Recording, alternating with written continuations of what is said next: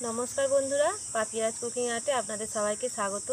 आज आमी बानाबो छानार सन्देश और सेटा किभाबे बानाबो आपनादेर देखाबो। खूब सहज एक रेसिपि, खूब कम समयेर मধ্যে बानिये देखाबो। चलुन ताहले किभाबे बानाচ্ছি पुरो भिडियोटा प्रथम থেকে শেষ পর্যন্ত দেখে নিন। सन्देश बानाনোর জন্য এখানে নিয়ে নিয়েছি 1 লিটার গরুর দুধ, নিয়েছি এলাচ, পাতি লেবু অর্ধেক করে নিয়েছি, একটা পাতি লেবু নিয়েছি, আর এখানে নিয়েছি 250 গ্রাম চিনি। কড়াতে দুধটা দিয়ে দেবো।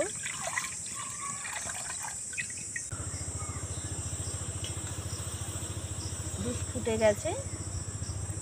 এই যেখানে পাতি লেবু নিয়েছি অর্ধেক, এইভাবে গোল করে কেটে নিতে হবে লেবুটা। লেবুর বীজগুলো ফেলে দেবো, চামচের পিছন দিক দিয়ে বীজগুলো আগে ফেলে দেবো।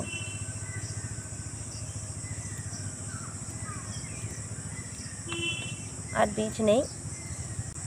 এই অর্ধেক লেবুর রসটা দুধের মধ্যে দিয়ে দেবো।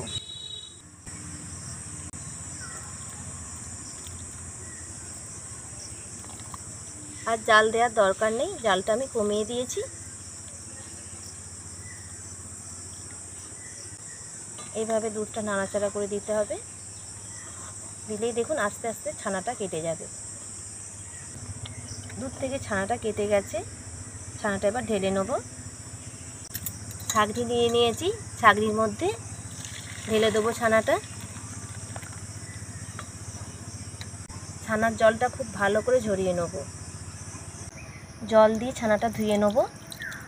এবার জলটা এইভাবে চেপে চেপে একটু বের করে নেব, যাতে একটু জল না থাকে ছানার মধ্যে। খুব ভালো করে দেখুন জলটা ঝরিয়ে নিয়েছি, আর একটু কিন্তু জল পড়ছে না। এই ছানাটা এবার এই থালার মধ্যে নিয়ে নেব।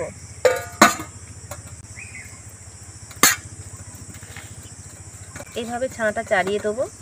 ছানাটা ঠান্ডা হয়ে গেছে, ছানার মধ্যে দিয়ে দেবো চিনি। চিনি আর ছানাটা খুব ভালো করে মেখে নেব।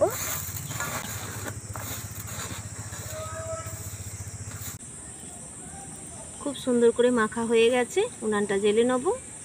কড়াটা বসিয়ে দিয়েছি, কড়ার মধ্যে ছানাটা দিয়ে দেবো।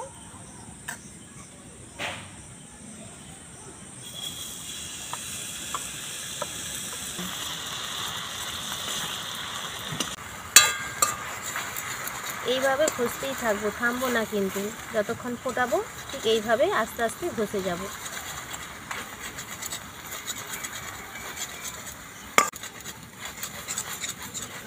আস্তে আস্তে চিনির রসটা শুকনো হয়ে যাচ্ছে, চিনির রস থাকলে হবে না।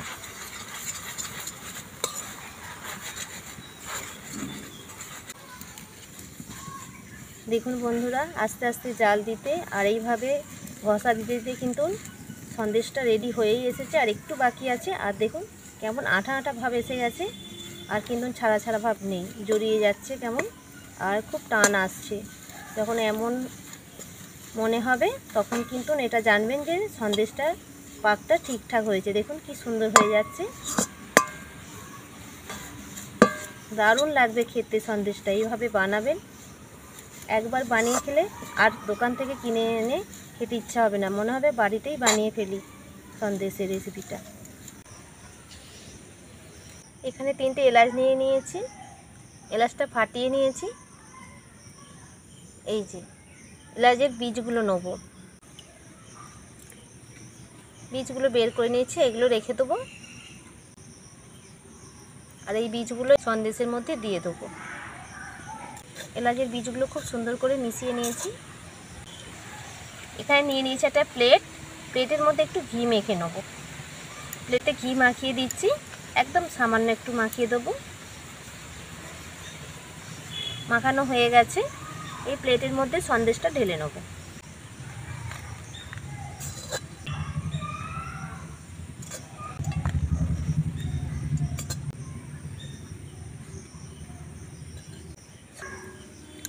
সব প্লেটের মধ্যে নিয়ে নিয়েছি।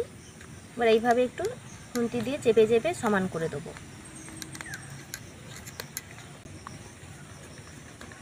এভাবে ধারগুলো একটু সমান করে নেব।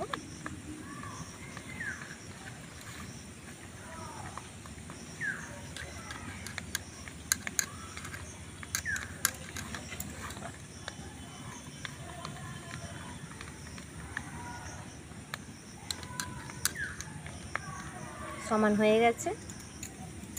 এবার ছুরি নিয়ে নিয়েছি, ছুরি দিয়ে কেটে নেব।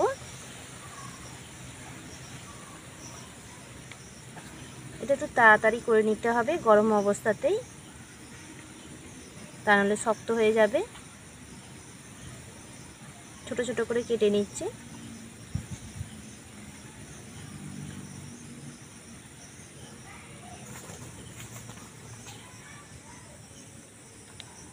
দেখুন বন্ধুরা, এক্ষুনি কত শক্ত হয়ে গেছে সন্দেশটা।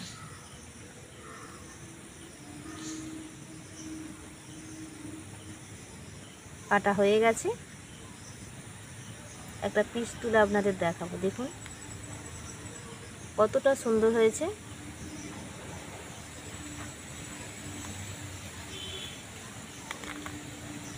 দেখুন বন্ধুরা, একদম দোকানের মতো। বাড়িতেই এত সুন্দর বানানো হয়ে গেল। আপনারা বানাবেন, আর কেমন হয়েছে এই রেসিপিটা অবশ্যই আমাকে জানাবেন। প্রতিটা সন্দেশই খুব সুন্দর হয়েছে। দেখুন বন্ধুরা, কত সুন্দর, সবগুলোই খুব সুন্দর হয়েছে। এই সন্দেশের রেসিপিটা যদি আপনাদের ভালো লেগে থাকে লাইক করে দেবেন, সবার সঙ্গে শেয়ার করে দেবেন, আর আমার চ্যানেল যদি নতুন বন্ধু হয়ে থাকেন সাবস্ক্রাইব করে দেবেন। আজকের মতন এখানেই শেষ করলাম। আবার নতুন রেসিপি নিয়ে আপনাদের সঙ্গে দেখা হবে। আপনারা সবাই ভালো থাকবেন, সুস্থ থাকবেন। নমস্কার।